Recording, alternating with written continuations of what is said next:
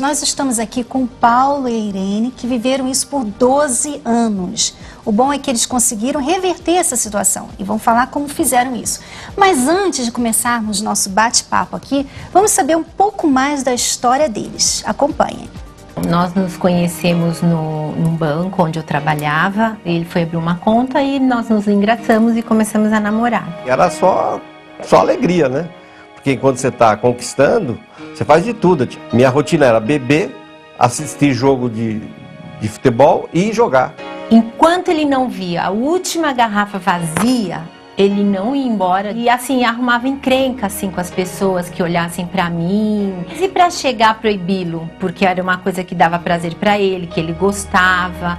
Então eu fui convivendo com aquilo até nós nos casarmos. Até que depois casada, engravidei, tive minha filha e ele continuou.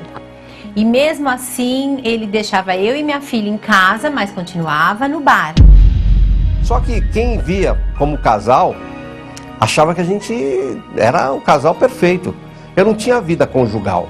Uma esposa que o marido não pode contar para suprir as necessidades dele, ele também não justifica, mas é onde eles partem para arrumar uma terceira pessoa. Porque dentro de casa eu não tinha a satisfação, a atenção. E quando eu descobri, aí foi o fundo de poço mesmo, assim, que eu perdi a vontade de viver, a minha autoestima. Então ele começou a me desprezar, até que ele foi embora de casa. Por 5 vezes ele foi embora de casa e voltou. Não existia discussão, ficar brigando. Eu me calava e me distanciava dele. Na verdade, era só aparência. Será que você está passando por uma situação assim e nem se deu conta? Daqui a pouco nós vamos dar 5 sinais que indicam se um casal está vivendo um casamento de aparências. Mas antes, vamos conversar com este casal que você acabou de assistir, que também conseguiu reverter essa situação. Paulo e Irene, tudo bem? Tudo bem. Hoje vocês estão casados há 26 anos, mas os primeiros 12 foram de aparências. Exatamente. E quando que vocês perceberam que o casamento de vocês era de mentira? Na verdade, eu casei, mas eu só mudei de casa. Eu não mudei de comportamento. Eu continuava sendo o mesmo. Eu continuava jogando bola, indo beber com meus amigos, ficar mais com meus amigos do que com a minha esposa. Eu ficava fora de casa, mas mais fora de casa, tanto trabalhando, e também que eu não estava trabalhando, mas dentro de um bar, com amigos do que com a minha esposa. Então isso aí, nós entramos no casamento dessa forma, quer dizer, eu entrei no casamento dessa forma. O que aconteceu? Eu tinha o meu próprio mundo sendo casado. Muito interessante o que você está falando, porque eu tenho certeza que há muitos homens nos assistindo agora que também não se casaram, só mudaram de casa, como você falou. Isso mesmo. Muito interessante, porque mantiveram e mantêm o comportamento de solteiro e acaba descuidando, ignorando totalmente a parceira, o companheiro, né? Como que era a vida entre 4 paredes, Irene? Eu não tinha prazer, porque uma esposa que está em casa e o marido chega cheirando a bebida, ele não era assim violento, estúpido, mas só o cheiro da bebida já afastava, distanciava, então eu não tinha prazer nenhum. Então do jeito que eu sempre fui assim, caprichosa com a minha casa, ele chegava, eu continuava cuidando da casa, sempre inventando alguma coisa, ou passando roupa na hora que ele chegasse. Você nunca falava com ele a respeito? A gente até falava, daí ele chegava em casa e ia pra televisão assistir jogo. E às vezes ele cobrava que eu ficasse com ele assistindo televisão, mas eu não tinha o menor prazer de estar ao lado dele. E o que ele não admitia era que eu cobrasse dele. Por que você estava no bar? Por que você estava bebendo? Porque ele achava que simplesmente beber cerveja não tinha problema nenhum. Então, só de eu começar a falar, tá achando cerveja? Ele já amarrava a cara, aquilo já me dava um desprazer total. Então, eu preferia ele na sala, eu no quarto, e não sentar ali e ficar carinhosamente ao lado dele. Mas uma coisa interessante que vocês mencionaram é uma raiz do casamento de aparências, que é o egoísmo. Isso. Você era egoísta porque você se casou e só continuou pensando em você. Somente em mim. Por outro lado, eu não sei se isso teria resolvido a situação, mas, como você mencionou, ele queria, mesmo bebendo e fazendo os erros dele, que você simplesmente sentasse ao lado dele assistindo televisão, que não ia custar nada. Mas você, ferida por aquilo, também no egoísmo, dizendo, não, se ele não dá atenção para mim, por que eu tenho que dar atenção para ele? Por que eu tenho que fazer? Se ele fizesse, eu faria. Quer dizer, essa condição, se ele fizesse ou se ela mudasse, eu mudaria, é que normalmente faz aprofundar o buraco, o poço do casal. Né? Agora, ninguém percebia nada, assim, a família, ninguém via isso? Porque dentro de casa nós tínhamos dois mundos. Meu mundo era meus amigos, o bar, o futebol. O mundo dela era compras, shoppings. Então, dentro de casa nós temos dois mundos diferentes. Quando a gente se encontrava, esses mundos não se encaixavam, né? Porque não tem como se encaixar duas pessoas que são unidas no casamento, unir dois mundos diferentes. Então, nós começamos a nos acostumar, como você disse, Cris, acostumar com aquilo. E aqui isso foi crescendo. Só crescendo. E fora disso, todo mundo achava que nós éramos muito... Não, que casal perfeito, olha a filha, e sempre bem vestido. Bom, enfim, toda aquela situação, todo mundo achava muito legal. Ah, ela pode sair e ele não fala nada. Ele pode sair e ela não fala nada. Mas, na verdade, a gente estava em mundos diferentes. E a intimidade? Era zero. Ah? Era zero. Não chegava a ser zero, mas era meio. Mas era assim, um desprazer total. Então aquela coisa meio de obrigação. Da minha parte, a dele talvez necessidade, a minha obrigação de esposa, mas não com aquele prazer, aquele desejo. Não cobravam mais um no outro? É aquele casamento que não tem problema. Não, a gente não tem problema. É mais ou menos isso. Eu preciso mudar. Também, né, nem se fala, né? Como é que vai ter problema? Nem se relaciona. Era mais ou menos isso. Inclusive, tem uma situação que eu lembro da minha filha após os 9 anos dela. Até os 9 anos eu não lembro exatamente como que ela era. Assim, porque eu não tive convivência com ela. Então, vocês não viam que havia um problema? Ou viam? Não. Achava, até agora, depois de 26 anos, né? Que o relacionamento que a gente vive hoje, lá atrás, agora que se percebe, mas quando a gente está vivendo, realmente acha que é isso mesmo. Pô, casar é isso, que bom. Quer dizer, como buscar uma coisa que você nunca conheceu, que você não sabe que existe, né? É o nosso maior desafio, é anunciar para as pessoas, né? Convencer as pessoas que existe um casamento melhor, que existe um casamento feliz. Porque, infelizmente, as pessoas... elas se adaptam aos problemas, elas aprendem a conviver com os problemas. E o ruim passa a ser o normal delas. E isso é horrível, quando o normal seu é ruim. Né? Nosso parâmetro era realmente o ruim. Uhum. Então, aí veio a traição. Como é que você descobriu, Irene? Então, primeiro o comportamento dele, assim, muitas reuniões, né? Então eu achava aquilo anormal. Onde já se viu uma empresa, só reunião, e às vezes eu posso passar lá, posso pegar. Não.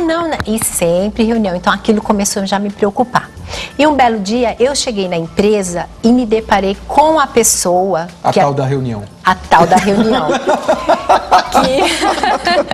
Desculpa, né? Agora é engraçado. Agora realmente é engraçado, mas eu me vi um fantasma, assim, foi a coisa mais horrível.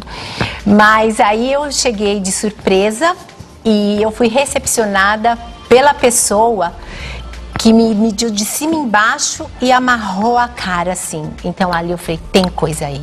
E é engraçado, quando a mulher tá traída, ela sabe mesmo, é impressionante, meu Deus. Aí eu falei, tem coisa aí. Renato, meu mundo caiu ali. Porque eu falei, tem coisa. E eu não vi a hora dele chegar para eu começar a questioná-lo. Até hoje, ele não suporta ser interrogado. Mas era uma situação que, assim, vida ou morte ali pro nosso casamento.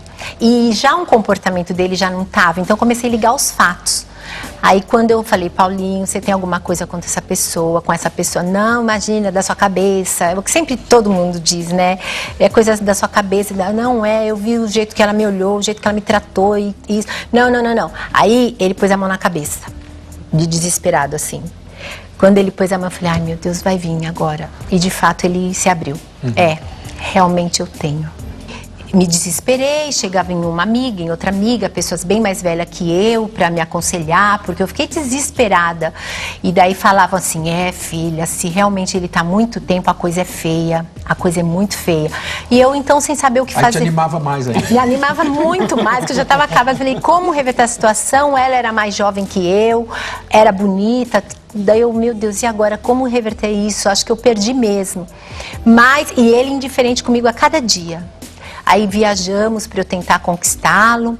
Não adiantou, porque ele ficava lá na viagem com a cabeça nela, saía de manhã. Muitos casais fazem isso, né? Já reparou? Vamos viajar, vamos renovar. Tirar um tempo.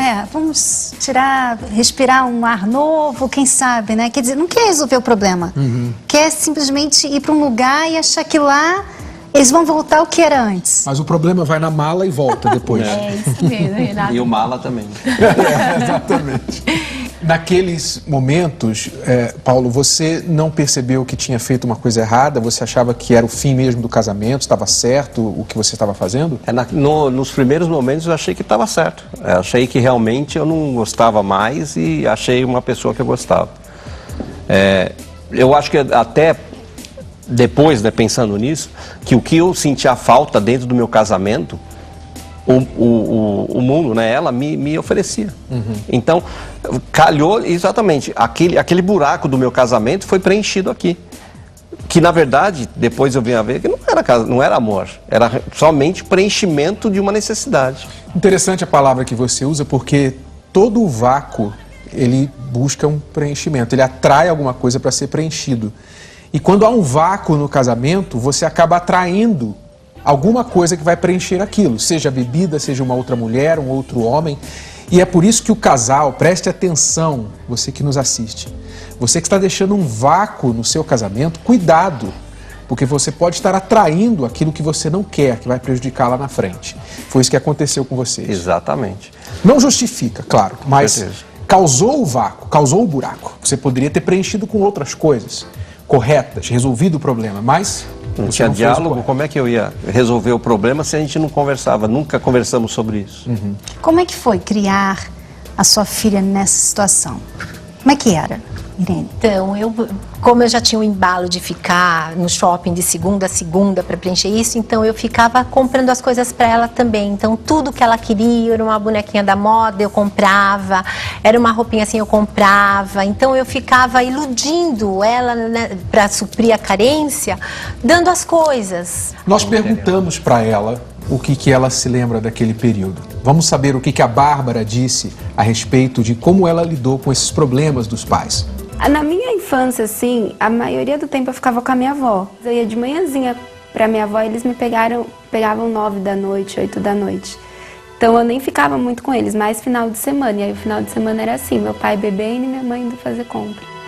Eu era muito quieta, eu não falava, mas eu ficava bem triste, porque às vezes eu via amigas minhas com a família, com o pai, e eu não tinha, a gente dificilmente saía junto. Às vezes eles saíam em festa, eu ficava sozinha, eles saíam sem mim. Às vezes, né, as amigas falavam, cheguei em casa, vou falar não sei o que pra minha mãe, eu não tinha. Quando meu pai saiu de casa foi quando eu mais senti. Porque ele deixou eu e minha mãe sozinha, falando que não amava mais minha mãe, que amava outra mulher. Depois de 15 anos de casado, mais ou menos, que não amava mais minha mãe, saiu de casa, foi embora mesmo, pegou as coisas dele e foi embora. Ela só chorava. Ela era nervosa, ela não me dava atenção, tudo que eu fazia ela brigava, eu tinha vergonha. Eles são tudo pra mim, minha referência. Referência de família. Meu pai é uma referência de homem e minha mãe de mulher. Hoje sim, eles são felizes e eu vejo. Eu quero deixar um beijo bem grande, dizer que eu amo muito vocês e que se hoje eu conseguir casar, tá aqui, é porque eu tive um exemplo de família dentro de casa. Um beijo, eu amo vocês. O que adianta, né? Se emocionam, né? O que adianta você mostrar para todo mundo lá fora que está super feliz, mas os de casa que precisam daquilo, não tem, né? Mas graças a Deus vocês reverteram a situação a tempo para ela não ficar traumatizada, né? Verdade. Como foi que vocês conseguiram isso? Como que foi a mudança? Então, Renato, depois que ele foi embora, que eu me vi sozinha, daí eu comecei, onde eu errei, onde eu tenho que mudar, até quando eu vou viver essa vida de aparência, até comigo mesma, assim, ai, comprar, e por dentro ser tão vazia, tão oca. Então eu comecei. Às vezes que ele vinha visitar a Bárbara, eu tá arrumadinha, a casa arrumadinha. Então, e também eu comecei a demonstrar que eu estava mudando, mas sem perceber que eu estava implorando para ele voltar alguma coisa. Tanto que eu tirei todos os porta-retratos de casa. Essa separação lhe fez pensar também? Então, quando eu comecei a ver a mudança nela, e que eu voltei naquilo que, quando eu casei com ela, eu casei porque eu era apaixonado por ela e depois, com certeza, porque eu amava. Mas a pessoa dela, do jeito que ela fazia, isso aí me separou. Agora, quando eu vi a mudança nela, eu falei, poxa, é agora, essa é a mulher que eu quero. Mas e a mudança em você? Você também não viu o que tinha aqui? Daí, o que eu falei? Puxa vida, se ela está mudando, eu também preciso mudar. Também tenho que mudar, eu tenho que corresponder com aquilo que eu quero que ela faça. Então aí nós começamos a conversar sobre isso. E isso que ela falou também, eu fiquei com a pulga atrás da orelha. Eu falei, será que eu estou perdendo? Porque eu estava com uma situação cômoda, porque ela ia atrás de mim. Então era cômodo eu ter duas pessoas. Então quando ela começou a me desprezar, eu falei, será que eu estou perdendo? Quanto tempo vocês ficaram separados? Nós ficamos cerca de 6 meses. Tem coisa até que eu não lembro muita coisa, porque eu procuro até eliminar, né? Esquecer. Mas foi cerca de 6 meses, né? 6 meses que parecia assim, 6 anos. Uma eternidade, né? Para a situação se reverter. E o que eu comecei a ver? Eu comecei que eu estava todo errado. Então eu também comecei a ver, não, eu preciso mudar. E em primeiro lugar, eu preciso também me perdoar pelo que eu fiz, porque a traição é uma coisa que é horrível. É horrível, eu sabia que era horrível. E até que chegou um dia que eu pedi perdão de tudo que eu fiz e pedi. Não cheguei a implorar de joelho, mas falei para ela, se você quiser eu me imploro de joelho para que eu volte para você. Quer dizer, até mesmo a traição foi boa, mas ela veio para mudar a situação que estava antes, né? Porque com certeza depois que você voltou, o casamento de vocês não continuou de aparências, né? Com certeza. Não, Cris, aí ele tinha prazer de estar comigo. O bom é quando você não precisa passar por isso, né? E nós vamos dar 5 sinais para você saber se você está num relacionamento assim ou não. Mas vocês precisaram passar por isso. Infelizmente, sim, para eu acordar. É um ponto importante dizer novamente que todo problema carrega em si uma oportunidade. Mesmo a traição, que é algo horrível que acontece no casamento, se acontecer, mas a traição, ela carrega consigo a oportunidade ao casal, que se eles quiserem, eles podem mudar, porque a traição aconteceu por uma razão. A traição simplesmente aponta qual o problema do casal. E se eles estiverem dispostos a voltar atrás e procurar, bom, por que aconteceu a traição? Em vez de ficar culpando um ao outro, mas olhar, por quê? O que eu fiz? O que nós fizemos de errado? E então estiverem dispostos a mudar aquilo, então mesmo um problema ruim pode se tornar uma bênção lá na frente, que foi o que aconteceu com vocês. Verdade, né? Renato, e assim, importante, se houver amor, vale a pena, porque eu pelo menos perdoei e assim, sem medo de errar. Tô feliz e sou outra pessoa, ele é outra pessoa. Os dois mudaram e melhoraram como pessoas e o casamento melhorou. O casamento agora é melhor do que antes. Bem melhor, não tem sem nem dúvida. comparação. E outra coisa, viu, Cris? Que ela falou que eu não gosto de interrogatório. Interrogatório ninguém gosta, né?